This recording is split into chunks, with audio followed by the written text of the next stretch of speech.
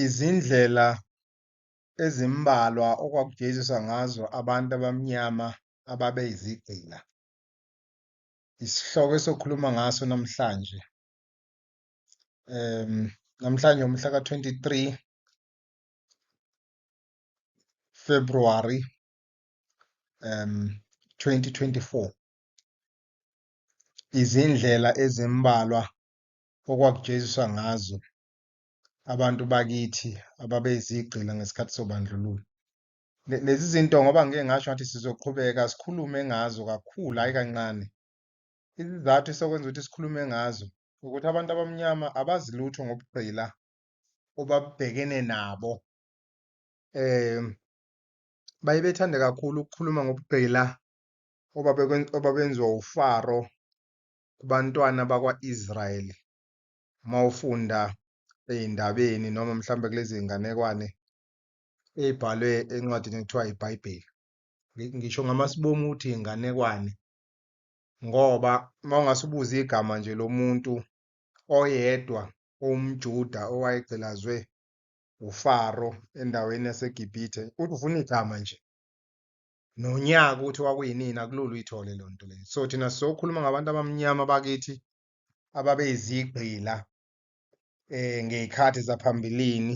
Sisazophinda futhi sikhulume ngobugqila obubhekene nomuntu omnyama ngey'khathi lezi esiyibiza ngokuthi ezedimokhrasi noma ezentando yeningi, noma ezenkululeko yentando yeningi. Asiqalelana-ke. Unyaka kwakuwunyaka ka-1835. Kunesigqila somuntu omnyama ogama laso kwakuwu-Moses Rupert. Wake wazama ukweqa abaleke lapho ayesigqila khona, kepha wabanjwa. Wase wajeziswa kanzima ngesenzo eyezame ukusenza. Kwazise kwakuyicala ukuthi uma umuntu omnyama uyisigqila bese uyekwa. So uma weqile-ke wawubanjwa kube khona isijezo onikwa sona.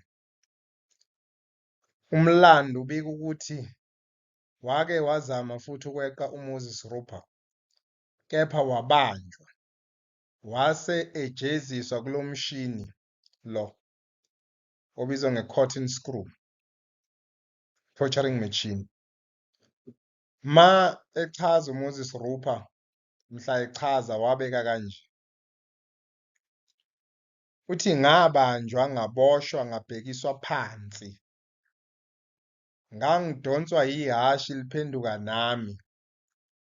Ngesikhathi lidonsa ihashi ngangishwibeka ngiye phezulu naphansi.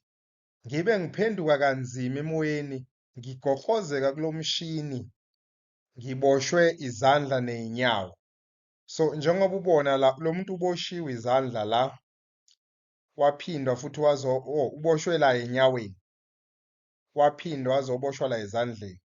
Umuntu omnyama lo. So njengoba kwenzeka nasemasontweni, njengoba sihlezi sichaza ukuthi lento yesonto kwakhandwa iprogram yokufasa umuntu omnyama umqondo ukuthi angalwi. Uyabona, njengoba wayesho uNapoleon Bonaparte ukuthi a religion is a good stuff which helps to prevent the poor from murdering the rich. Okusho ukuthi lento vele ikhandelwe ukuthi kuvinjwe lo muntu oyisichaka ukuthi angambulali o-rich.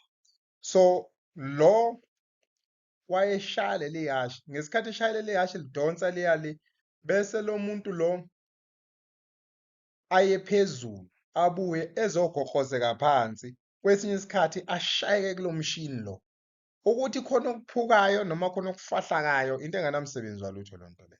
So umuntu omnyama owayebizwa ngoMoses Rupert, lento yenzeka ngo-1835. So masikhuluma ngokuthi uMoses Rupert, umuntu omnyama mangabe entshontshwa eyoba isigqila emazweni aphesheya, babekushintsha igama. So ingakho ngesikhathi befika nenkolo la, abadala bazokwazi, obaba bethu abasizalayo babebekwa amagama lawa asuselwa eBhayibhelini,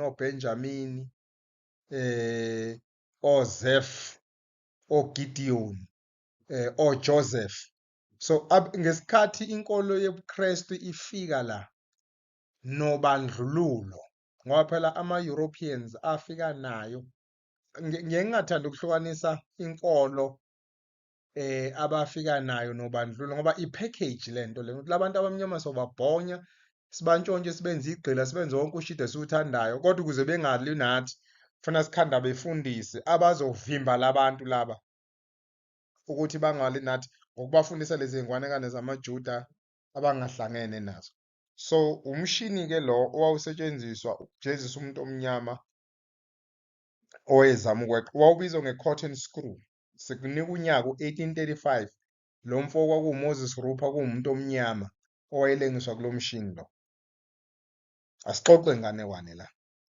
Mayeqhubeka-ke lo mbhemu uthi ngangishwibeka phezulu emoyeni, ngigoqozeke kabuhlungu ezinsimbini naphansi. uMr Gooch wayephinde angethule. La kwakushintshwana-ke, ukhumbule ukuthi ngesikhathi befika abelungu nenkolo, kwafike kwama umfundisi, kwahamba waprograma abantu abamnyama ukuthi kube umuntu omnyama oma phambi komuntu omnyama ebhayizisa noma ehlomekisa umuntu omnyama. But this time kwakuMr Gooch, uthi wayephinda amthule, amphumuze imizuzu eyisihlanu, aphinde futhi ambuyisele futhi. Lesi sigcila sasiphinde futhi sivalelwe ebhokisini elincane lapho ungeke ukwazi ukuphefumula kahle. Wawuvalelwe kuleli bhokisanyana imizuzu eyishumi khona ungezokufa. Kune-movie-ke la ebizwa ngokuthi Django, nanti igama lakhona. Yona-ke i-actor uJamie Foxx. Anoyi-check-a leyo movie nina ninama-Netflix, even nakwi-smartphone sakho ungakwazi ukuyibuka le movie on YouTube. So uma isiyophela le movie kaDjango, kunesigqila somuntu wesifazane esasivalelwe kuleli bhokisi, sigqilazwe uSamuel L. Jackson, odlala indima yokuba mdibi nabamhlophe ababeganga ngabantu abamnyama ababentshontshwe e-Afrika beyokuba izigqila phesheya. Lento sithi asiyiveze ngamasibomu ngoba iyasicika lento ukuthi abantu abamnyama belo befundekela iy'ngane ey'ncane emasontweni. Kukhulunywa indaba kaFaro ukuthi wayegqilaze abantwana bakwa-Israyeli. Thina abantu abamnyama sihlangene kahle hle nalo nto. Akuyona into engabe siyifundisa iy'ngane zethu leyo nto leyo, into enganamsebenzi walutho. KwaUfaro mhlawumbe wabulala wonke amaJuda phela, asihlangene naleyo nto leyo. Nansi into engabe siyifundisa iy'ngane zethu ukuthi obabamkhulu bethu babeyizigqila, bese sibheka ukuthi yini into esigqilazile njengoba siphila njengamanje, siqhele eduze kwayo, bese siphila impilo esile, ngoba angicabangi ukuthi nabo lapho bekhona mabesibona sizidakwa senza wonke lo msangano esiwenzayo bayajabula. Mhlawumbe nabo ngoba phela idlozi bafowethu into ekhona, ney'ngilosi-ke nina enikholelwa ey'ngilosini into ekhona. Thina iy'ngilosi zethu noma amadlozi ethu nansi impilo ayephila. So izona zinto ekufuneka sifundisane zona lezi, bese siqinisa umqondo sibuke ukuthi yini into esingayenza enhle ukuze iy'ngane zethu zingaphinde zibe yigqila zey'nzalo zabokhochi nezinye izizwe. And then yabona wonke lama-movie enzelwe khona ukuthi wonke umuntu ongumbhali, ngoba thina sababhali, ayalela abantu ukuba bawabuke ngoba inhloso ukuvezela abantu wonke amanyala afika nabantu ababethi bakholiwe bafika kubantu base begila eminingi imikhuba engasile. Inhloso ukukhombisa abantu iqiniso. Thina inhloso yethu ukutshela abantu iqiniso ukuze isizwe sethu sabantu abamnyama singafi. So ohluthekelwa umoya cishe indaba yakhe leyo. Yabona ingonyama le esanda kubuna ubhejana, wayevamile ukuthi uma kuhlangenwe sandlana ngoJanuwari agqugquzele uZulu ukube avikele lesi sizwe singafi. Ubhejane wayekuthanda lokho ukuthi kuwumsebenzi wawo wonke umuntu owumZulu, akona umsebenzi wamakhosi, ukuthi sithole indlela yokuthi sifundisane ukuze sigqugquzele lesi sizwe singafi. Angithi yabona. Kodwa-ke uBayede wayengacacisi ukuthi lokhu kumele kwenziwe ndlelani noma kanjani. Thina-ke njengey'ngane-ke zengonyama, futhi njengey'ncithabuchopho zikaZulu, lokhu-ke sesithe asikwenze. Uyabona ngoba phela lasho izulu eliphezulu lathi kuwumsebenzi wawonke umuntu omZulu ukuvikela lesi sizwe ukuthi singafi. So umsindo ongathi sure asiwudingi. Thina-ke esizokwenza njengoba iNgonyama yayala ukuthi sifundise abantu umlando othinta bona. Ngoba phela kubalulekile ukuthi sikhulume ngezinto zakudala ezazenzeka kithi. Sikhulume ngobugqila esibhekene nabo njengamanje ngoba umuntu omnyama ubhekene nokuba isigqila sotshwala nokuba isigqila sezinye izizwe ezweni lakhe. Sesikhulume kakhulu ngalokho and sisazokhuluma ngalokho. But this time sithe ake sithathe umlando wenu mhlawumbe nike nizazi ukuthi nivelaphi. Niye kuba idakwe useless ngale ndlela eniyiyona. Indlela abantu abamnyama abadakwa ngayo iyahlanzisa ngifuna ukuhamba amanga. Nenqwaba ke amalungelo esinawo angathi shu. Aholela abantu emajele nasemathuneni. Yonke lento sisazokhuluma ngayo. But for now sisakhuluma ngomlando othinta thina abantu abamnyama. Bese indlela yesibili okwakujeziswa ngayo umuntu omnyama khona beyibizwa nge-thumb screw noma isipikili sesithupha. Yabona ke lo mshini, nanku lo mshini lo. Isithupha lesi, ne? Wawusetshenziswa ukugezisa igqila nawo. Yabona ke lo mshini wawukhandela ukujezisa kanzima zonke izigqila zabantu abamnyama ezazizama ukweqa emkhunjini yezigqila. Sike sakhuluma ngoJesu waseLubeck ukuthi abelungu uJesu bamthanda kangaka nje. Ingoba igama elabenza baba rich. Bafika la eAfrika bapromota leli gama leli. Ilona elibenzela baceba.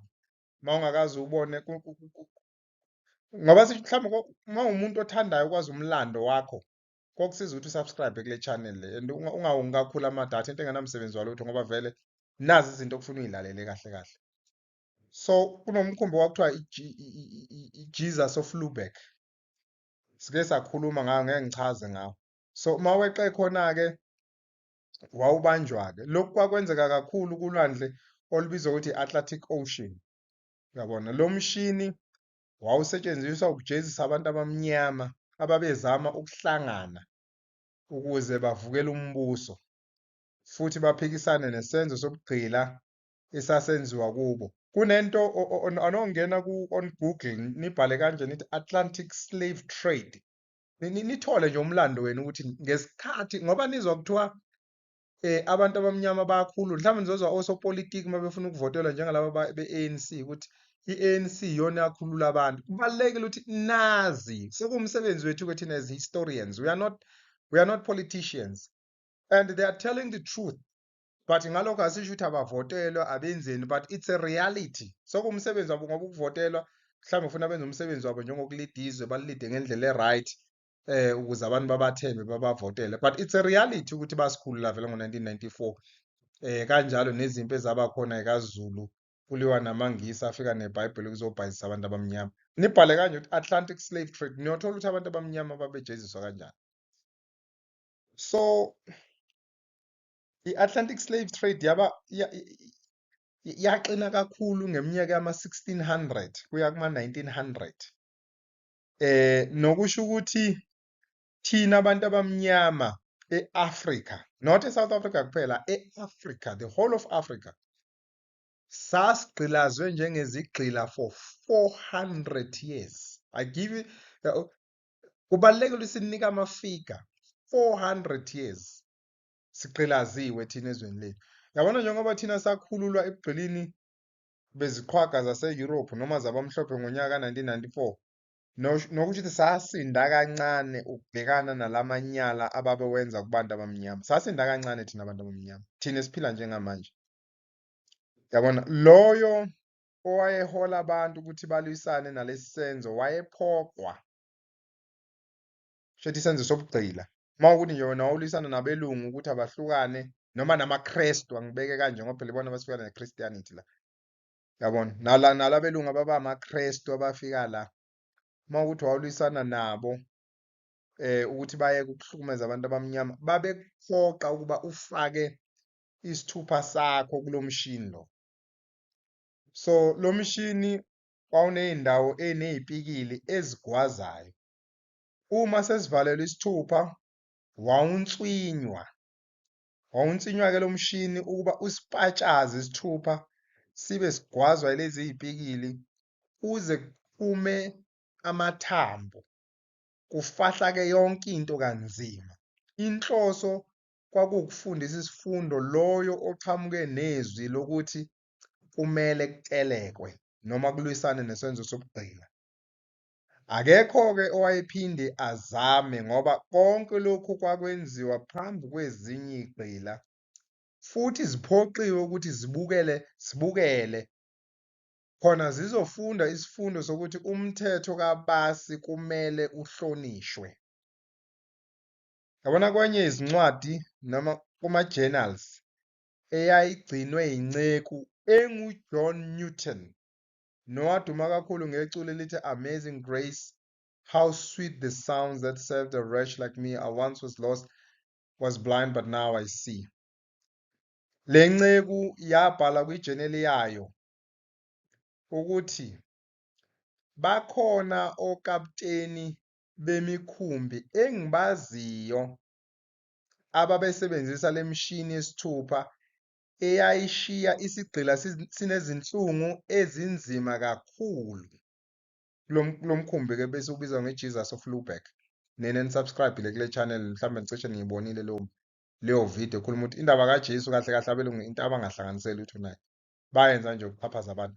Shame, ngiyangibona-ke le engefundile-ke angikwazi ukucula kahle but ubezwe Amazing Grace, how sweet the sounds that saved a wretch like me.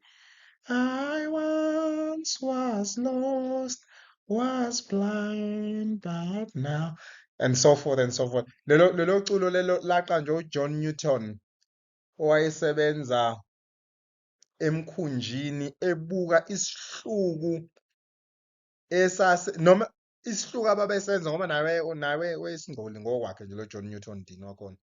Isihluku ababesenza, uyabona uma umuntu ukubona ukona ukuthi yabo lento esenzayo ehlambulukile, wazi waqamba leli iculo. Balithanda ke leke ngefundile nesonto la kube kuthandazwa khona ngesingisi. Bayitsho iculo eliphambili leli culo laqanjwa ngesikhathi kuyo lo mkhumbi ekuthiwa uJesus of Lubeck kuqhashazwa abantu abamnyama bekuphunyiswa iy'thupha zabo ngokulwisana nobugqili lobesaphuma kubo ngo-1994. Number 3, kune-mask, iron mask. Igama lithi iron lisho insimbi, i-mask yensimbi, ama-images ayo lawa. Yiwo lawa, yabona wonke lawo yiwo lawa ayefakwa kumuntu. So maningi kakhulu ama-mask ayesetshenziswa ukujezisa izigqila zabantu abamnyama ezayizama ukweqa ngoba kwakuyicala ukweqa uma umuntu omnyama ubanjiwe uyisigqila. Whether ula e-Africa noma e-South Africa noma usuthuthiwe waye eCape Town, eCape of Good Hope, mhlawumbe wadlula eCape Town wahamba waya phesheya wazama ukweqa kwafana nokweqa. Yabona nje uma kuthiwa weqa ejele ngeke udabule impela ucinga ubusuku nemini ngcono uvele uyibulale uma weqa ejele. Same thing nomuntu omnyama owayeqa noma owayebalekela ukuba isigqila.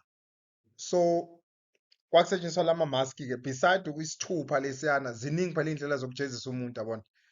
Kunendoda la kuthiwa uMr Bellel wakuloba kwibhuku lakhe noma before bekunama-journal ngoba isikhathi sokubhala iy'ncwadi sasingekho kakhulu, cishe kwakumnandi kakhulu ukubhonya abantu abamnyama uma bantshontsha benza igqila. So kwakubhalwa kuma-journal. So uMr Bellel wabhala ngey'gcila zabantu abamnyama ezayizama ukweqa eBrazil, wabeka kanje. Izigqila zabantu abamnyama ezazibanjwa zizama ukweqa zazisetshenziswa umsebenzi onzima kakhulu nogqilazana kakhulu njengokova usimende ngezandla noma uphande isivuno esisensimini ngezandla.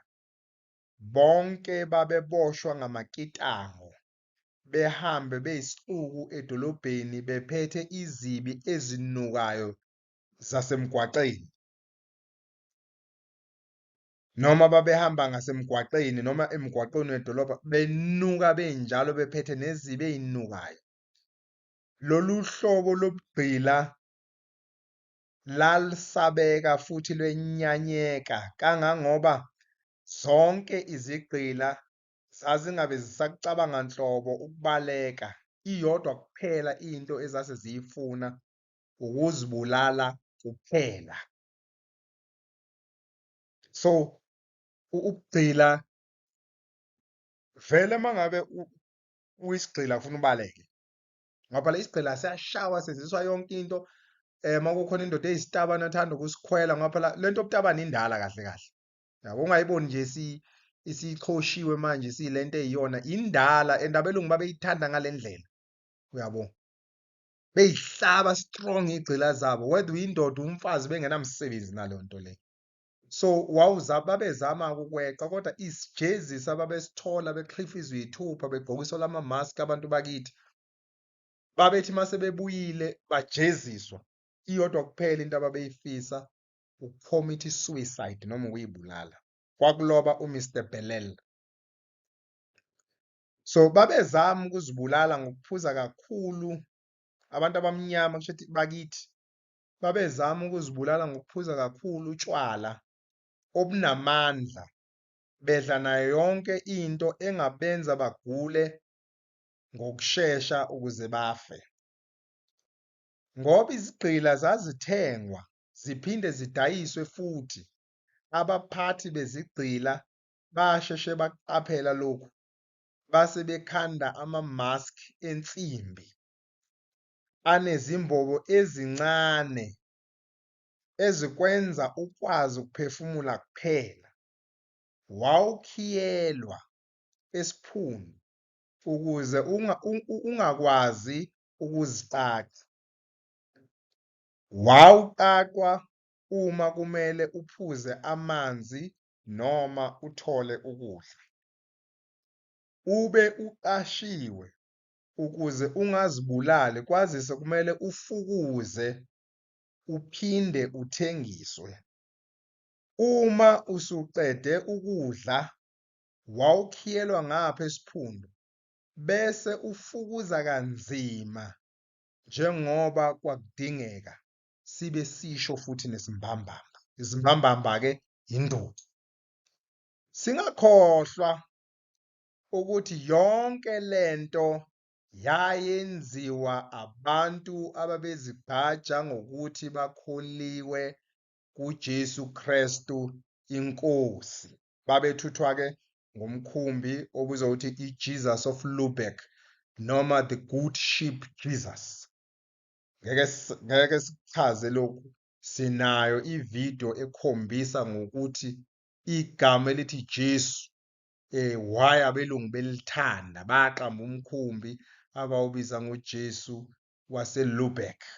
Ngeke sikuchaze-ke lokho, ikhona ividiyo echaza ngalokho. Uma u-interested uzo-check-a kuma-links, nawo lawo mavidiyo akhuluma ngalezo zinto. Number 4, kuno-tie la babawubiza nge-neck collar, kwakuwu-tie wensimbi. U-tie wensimbi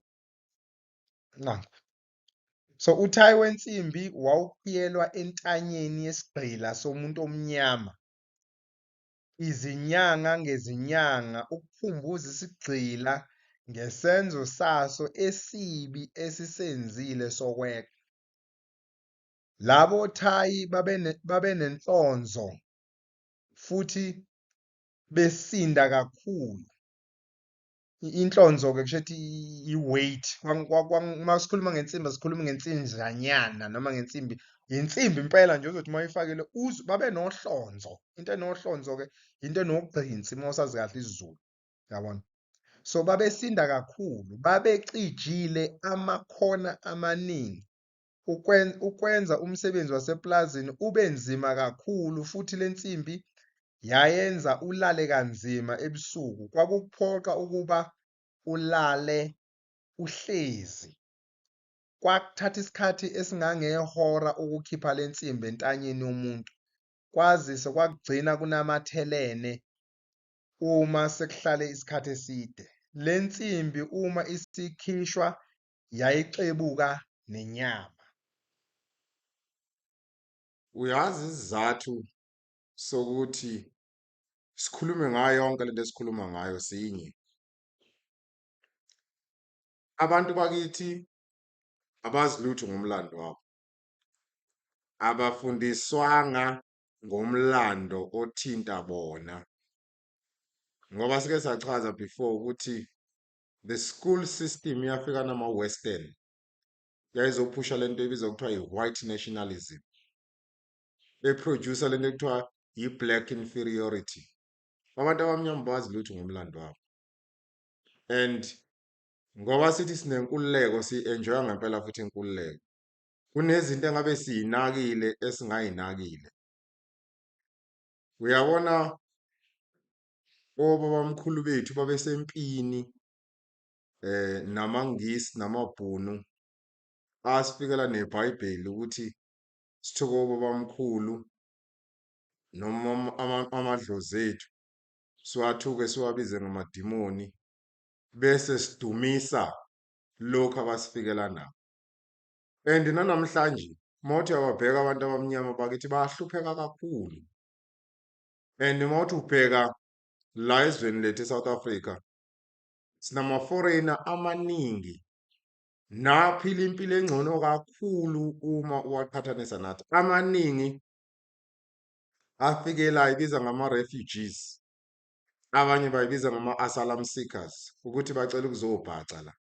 Kodwa mawuthi uyababheka bonke labantu i-most yabo noma nje i-most yabo bama-economic migrants, kulanjiwe emazweni la besuka khona, babona izwe lilahlile, basidominate. Into esiphatha kabi ukuthi kanti thina so-dominate koze kube nini, ngoba namabhunu namangisi efika la afika asidominate.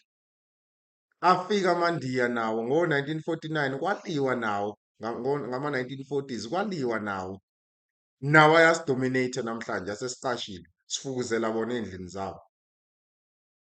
Sekufike nama-foreigner-ke manje avele e-East Africa, e-West Africa, azikhandela iy'paza, enza yonke into, nawo futhi ayasidominate futhi nawo. Uzwe kuthiwa bayikhandela manje amakhokho abo, basifakele uphoyizeni ekudleni abasidayisela khona, siqale sicomplain. Mana sikhamiseleni thina, sikhamiseleni thina singawathathi lama-opportunities, ngoba phela uma ukuthi ulele kufika umuntu wenza something, why wena ungavuka emaqandeni uthi no ilula lento le, ngoba besingayiboni siyayibona bayenza nathi ukuthi siyenze. Isona sizathu esenza ukuthi sikhulume kanje, asikho futhi esinye. And i-painful lento le esiyibukayo yenzeka, ingakho sithi asithinta umlando esineshow ukuthi uzomhlukumeza umuntu wakithi enhliziyweni. Sisazonifundisa futhi ngobugcila enibhekene nabo njengamanje, njengalento yokuba yidwedwe zotshwala nje.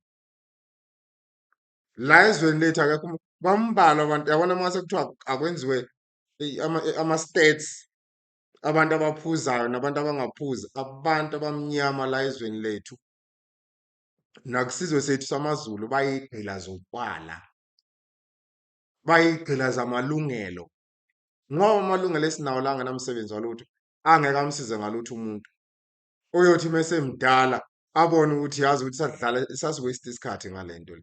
So kahle kahle siyabonga nje nani nibe nenhlanhla ukuthi nisitsheleke indlebe, sisazoqhubeka bafowethu senichathazela i-history ukunikhombisa ukuthi obabamkhulu bethu more than 400 years beyizigqila.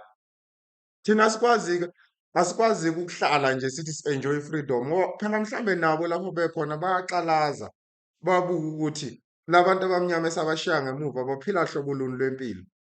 Sibhizi namhlanje sidaka utshwala, sithatha amahunga, sithatha amanyawupe, siwafaka ey'nganeni zasemakithi, silwa ndawonye. Abanye bethu bagcwele emajele ngoba phela nasey'nkantolo lento yama-drugs nje into ebahlulayo kahle kahle uma kukhulunywa iqiniso. So umlando ohayayo ngale ndlela ohaya ngayo sisazonidedelela sikhulume ngawo. Akukho nje okunye bafethu ukuthi nje sithi ukuzisa iy'nhliziyo nengqondo. Siyathemba mhlawumbe ukuthi bakhona bazovuka emaqandeni benze something. Siyabonga kakhulu.